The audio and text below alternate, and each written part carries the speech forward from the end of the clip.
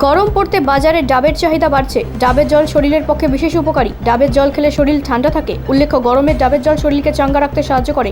বৈশাখ মাসের মাঝামাঝি সময় সকাল থেকেই রোদ, পাশাপাশি বাড়ছে সর্বোচ্চ তাপমাত্রা ও সর্বনিম্ন তাপমাত্রা। গরমে শরীরকে তরতাজা রাখতে ডাবের জলই ভরসা। শিলিগুড়ির বিভিন্ন বাজারে ফলের দোকানে বিক্রি হচ্ছে ডাব। ডাব বিক্রেতারা জানাচ্ছেন, গরম পড়বার সাথে সাথেই চাহিদা বেড়েছে ডাবের। প্রত্যেক বছরের মতো এবছরও বিক্রির পরিমাণ বেড়েছে। আশা রাখছেন এবারও ভালোই বিক্রি হবে।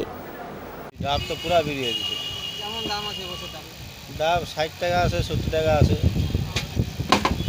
প্রতিদিন কত করে বিক্রি করছেন? কত পিস করে বিক্রি করছেন? 700-800 ডেলি ডাব বিক্রি দিচ্ছে।